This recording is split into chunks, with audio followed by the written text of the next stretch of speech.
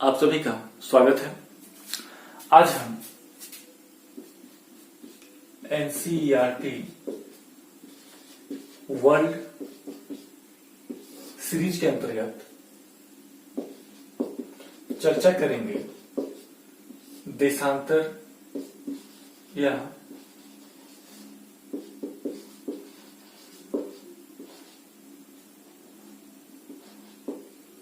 Longitude के बारे में। इस टॉपिक में सबसे पहले हम परिचय देखेंगे, उसके बाद समय तथा उसके प्रकार देखेंगे, उसके बाद हम देखेंगे देशांतर रेखाओं को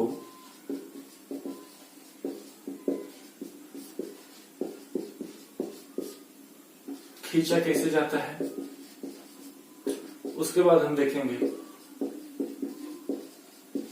महत्वपूर्ण देशांतर रेखाएं, और जो हमारा अंतिम टॉपिक होगा वो होगा समय को या समय अंतराल को मापना। जैसा कि ये शब्द है, अगर इस शब्द को आप तोड़िएगा, जैसे देशांतर को अगर तोड़िएगा तो ये दो भागों में टूटेगा। पहला देश, दूसरा अंतर। मतलब जो देशों में अंतर स्पष्ट कर दे उसे ही हम देशांतर कहते हैं। अब यहां पर ये समझना होगा कि अंतर करने का बहुत सारा पैमाना हो सकता है, बहुत सारा आधार हो सकता है। तो यहां पर जो अंतर करने का आधार चुना गया है वो है समय। इस समय को आधार बनाकर देशांतर रेखाओं को खींचा जाता है।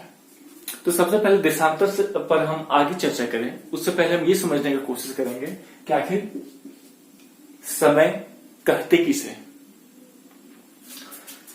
इसे समझने का बहुत सिंपल सा तरीका है कि अगर कोई भी गतिशील वस्तु है तो स्वाभाविक है वो स्थान परिवर्तन करेगी, और ये स्थान परिवर्तन जो ए पॉइंट से बी पॉइंट पर होता है, तो जो ए से बी के जो बीच का अंतराल होगा या जो अंतराल होता है, इसी अंतराल को हम समय कहते हैं। यहां पर पृथ्वी को अगर आप देखिएगा तो यह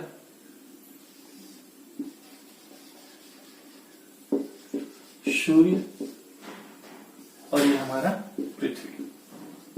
जैसा कि हम जानते हैं कि पृथ्वी अपने अक्ष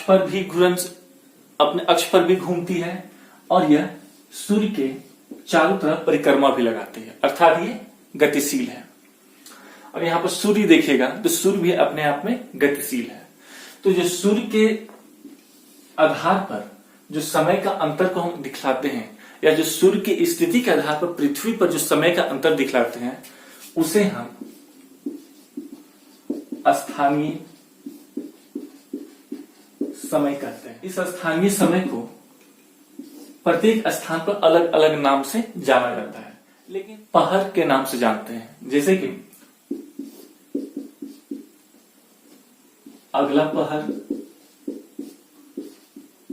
पिछला पहर और दोपहर। इसमें से काफी कॉमन वर्ड है दोपहर, जो हम लोग सुनते आते हैं। इसे अलग से, जैसे झारखंड के क्षेत्र में इसी पहर को बेरा के नाम से जाना जाता है, कि पहला बेरा, दूसरा बेरा, तीसरा बेरा। अर्थात सूर्य को आधार बनाकर जो समय ज्ञात किया जाता है उसे हम स्थानीय समय कहते हैं। किंतु स्थानीय समय के साथ एक समस्या है, क्योंकि इसका संबंध सूर्य के साथ होता है, तो सूर्य एक ही साथ पूरे के पूरे पृथ्वी या किसी पूरे के पूरे हिस्से पर वो नहीं चमकता, वो बल्कि धीरे धीरे वहां पर पहुंचता है। जैसे कि इसको हम इस मानचित्र से समझते हैं।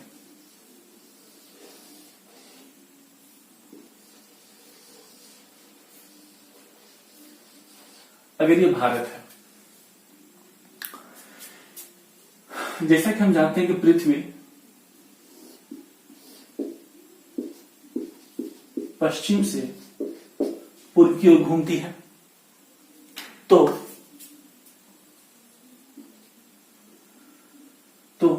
सूर्य स्वाभाविक है पूर्व दिशा में पहली बार दिखलाई देगा, मतलब सूर्य यहां पर पहली बार चमकेगा, सूर्योदय यहां पर पहली बार होगा। लेकिन यहां पर सूर्योदय होने का अर्थ है कि यहां पर सूर्योदय नहीं हो रहा है, और यहां पर सूर्योदय होगा तभी जब ये स्थान घूमकर इस सूर्य के पास पहुंच जाए। इस क्रम में होता क्या है कि यहां और यहां के अंतर दोनों के बीच में काफी लंबा अंतर हो जाता है, मतलब समय का ये अंतराल काफी बड़ा हो जाता है, जिसके कारण बहुत सारी चीजों में दिक्कत आती है। उसी दिक्कत से बचने के लिए इसी स्थानीय समय को एक मानक समय या स्टैंडर्ड टाइम में कन्वर्ट किया जाता है। ये मानक समय या स्टैंडर्ड टाइम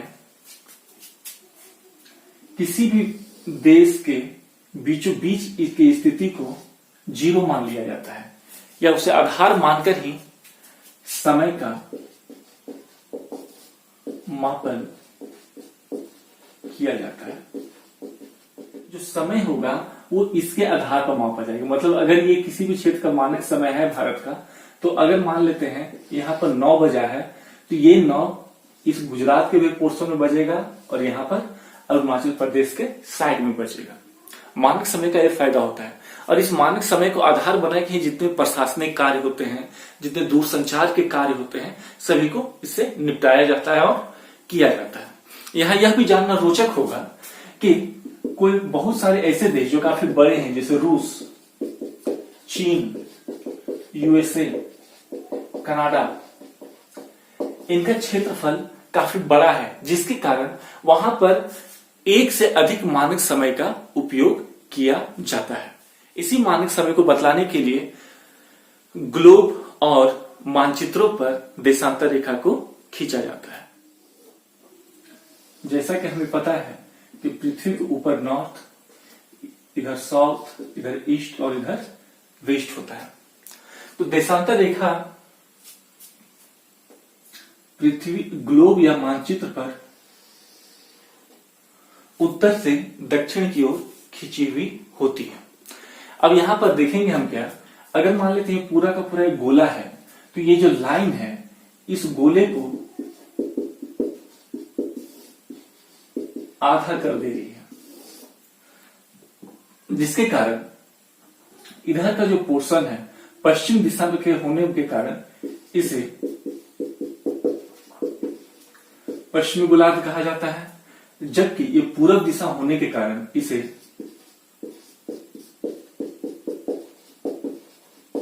पूर्वी गोलार्ध, इसे पूर्वी गोलार्ध कहा जाता है। अर्थात इस प्रकार देशांतर को अगर देखा जाए तो यह एक काल्पनिक रेखा है। यह नॉर्थ से साउथ खींची जाती है। पृथ्वी को पूर्वी तथा पश्चिमी गोलार्ध में यह बांटती है। साथ ही यह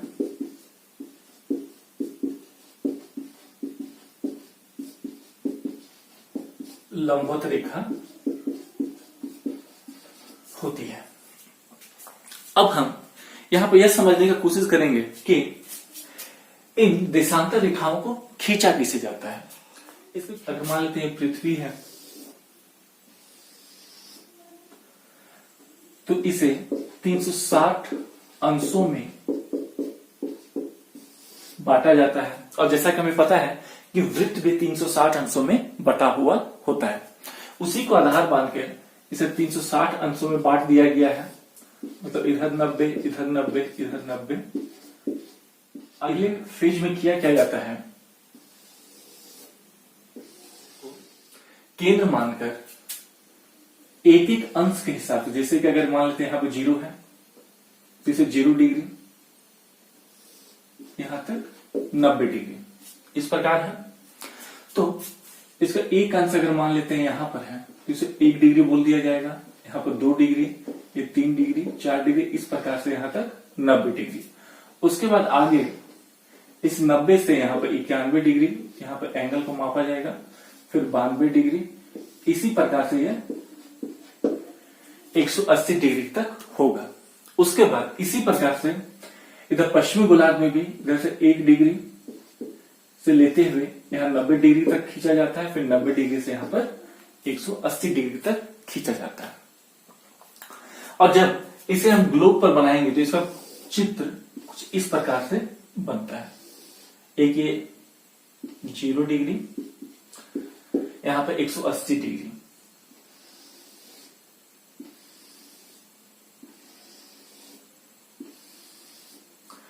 इस प्रकार से देशांतर रेखाएं दिखती है। हम यहां पर चर्चा करेंगे महत्वपूर्ण देशांतर रेखाओं के बारे में। देशांतर रेखाओं में जो सबसे महत्वपूर्ण है वो है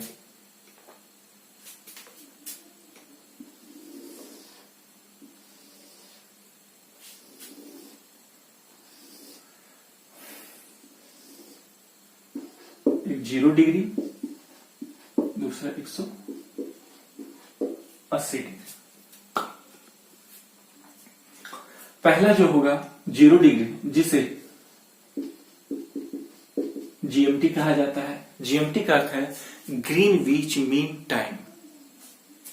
उसके बाद जो 180 डिग्री है उसे अंतरराष्ट्रीय तिथि रेखा कहा जाता है। देशांतर में दो महत्वपूर्ण देशांतर रेखाएं हैं। पहला 0 डिग्री जिसे जीएमटी कहा जाता है, और दूसरा 180 डिग्री। 180 डिग्री को अंतरराष्ट्रीय तिथि रेखा कहा जाता है। अब इस 0 से 180 तक हम जाएंगे, और इधर से 0 से 180 मतलब 180 प्लस 180 प्लस 0 अर्थात 361। लेकिन यहां पर हमें यह समझना पड़ेगा, ये जो 180 है ये पश्चिमी गोलार्ध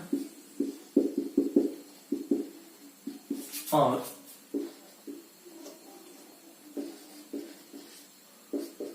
पूर्वी गोलार्ध दोनों के लिए कॉमन है। कॉमन, आप इसको इस तरह से समझिए। अगर ये मान लेते हैं ये हमारा मानचित्र है, ये हमारा मानचित्र है, ये 0 डिग्री है, ये हमारा 180 डिग्री है, 180 डिग्री है। इधर पश्चिमी गोलार्ध का 180 डिग्री, इधर पूर्वी गोलार्ध का 180 डिग्री। लेकिन हमारा जो पृथ्वी है, जो हमारी पृथ्वी है, वो इस प्रकार से चपटी ना होकर गोलाकार है। जिसके कारण होता क्या है कि अगर अब इस जो भी आयताकार था उसे हम अगर इस प्रकार से मिला दें, अगर इसको हम गोल कर दें, तो होगा क्या कि ये 0 डिग्री तो अलग रहेगा, लेकिन किंतु ये जो 180 डिग्री है ये पश्चिमी गोलार्ध और पूर्वी गोलार्ध दोनों के लिए कॉमन होगा, दोनों के लिए एक होगा। जिसके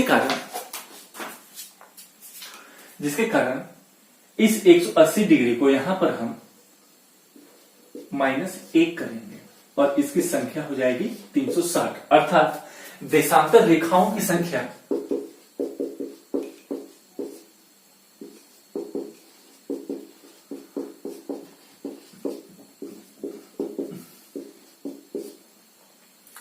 देशांतर रेखाओं की कुल संख्या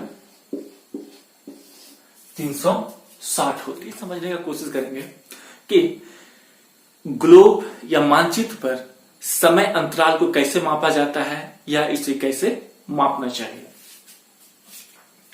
इसका सिंपल सा तरीका है कि ये जो 360 डिग्री है या 360 अंश जो है उसमें मिनट में बांट दिया जाता है, जिसमें 1 डिग्री बराबर 4 मिनट, तो हाफ डिग्री बराबर 2 मिनट हो जाएगा। और इस 4 को अगर आप इस 15 गुने 4 15 डिग्री, इसको सिंपल वे में लेके चलते हैं। अगर साधारण अर्थों में देखिएगा 1 डिग्री बराबर 4 मिनट, हाफ डिग्री बराबर 2 मिनट, उसी प्रकार से 15 डिग्री बराबर 60 मिनट। 60 मिनट इक्वल टू 1 घंटा। इसी प्रकार हम जितने भी डिग्री बढ़ेंगे उस डिग्री को हम 4 से गुना करने के बाद हम पता कर सकते हैं कि वो कितना घंटा को इंडिकेट करता है। जैसे कि अगर हम 180 डिग्री जाते हैं तो 180 डिग्री का अर्थ ये हुआ 180 डिग्री गुने 4 0 832 720। ये जब 720 मिनट, अब इस 720 मिनट को घंटा में बदलने के लिए आप इसको 60 से भागा दीजिए, तो 1 2 यहां आएगा 1 और 0, 60 गुना 120 अर्थात 12 घंटा। 180 डिग्री बराबर 12 घंटा। इस प्रकार से इसमें समय को निकालने के लिए इस फॉर्मूले का इस्तेमाल किया जाता है। इसी प्रकार जितने भी डिग्री चाहे, अगर मान लेते हैं हम 70 डिग्री है, तो 70 डिग्री का अर्थ हुआ 70 गुने 4 0 7 चौक 28 280 मिनट। अब इस 280 मिनट को घंटा में निकालने के लिए 60 से भागा दे दीजिए,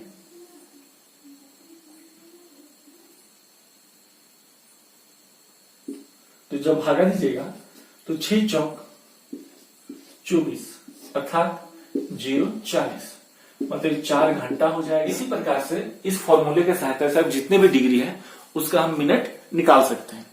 अब यहां पर हम ये देखेंगे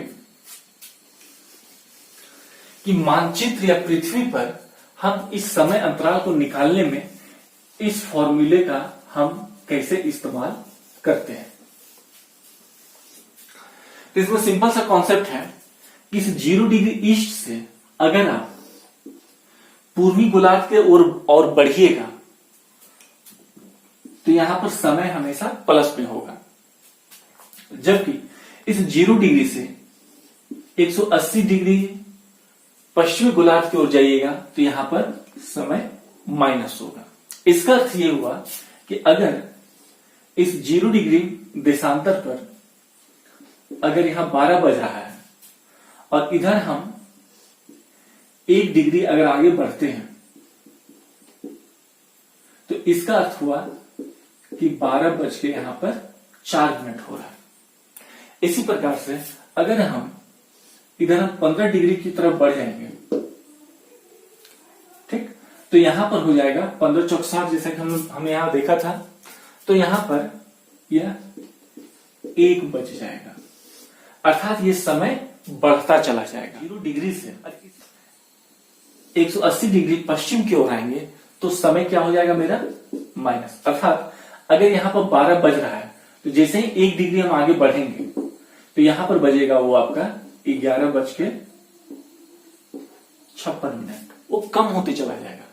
जैसे ही अगर यहां 15 डिग्री तक पहुंचते हैं तो यहां क्या बचेगा, ये 1 बजेगा, सॉरी 1 नहीं, ये यहां 11 बजेगा। इसी प्रकार से 180 डिग्री पर जब आप चलना शुरू करते हैं और यहां पर दिन अगर मंगलवार है और फिर घूमकर आप इस 180 डिग्री तक पहुंचिएगा तो अंतर हो जाता है आपका पूरा का पूरा 360 डिग्री का।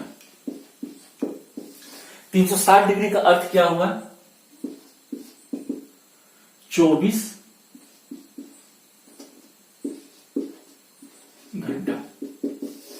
और 24 घंटा का अर्थ यह हुआ कि अगर 24 घंटा में क्या होता है, एक दिवस में परिवर्तन होता है, एक दिन में बदलाव आता है। अर्थात यहां पर मंगलवार है तो इस 180 डिग्री पर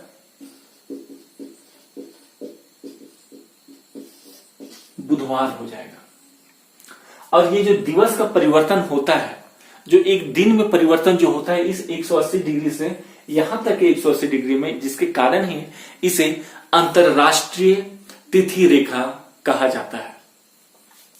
अंतरराष्ट्रीय तिथि रेखा की विशेषता सबसे बड़ी ये है कि बाकी सभी देशांतर रेखाएं आपको सीधी दिखेंगे, किंतु जो अंतरराष्ट्रीय तिथि रेखा है वो कुछ इस प्रकार से टेढ़ा मेढ़ा दिखता है।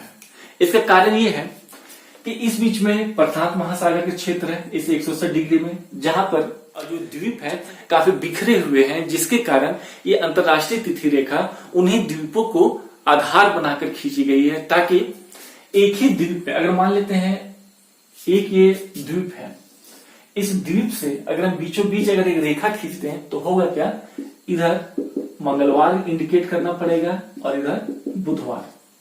तो इस दुविधा से बचने के लिए किया क्या गया है कि उन छोटे द्वीपों को एक ही टाइम जोन में रखा गया है, जिसके कारण यह अंतरराष्ट्रीय तिथि रेखा टेढ़ी मेढ़ी हो जाती है। देशांतर रेखाओं की इन्हीं विशेषताओं के साथ मैं इस वीडियो को समाप्त करता हूं। धन्यवाद।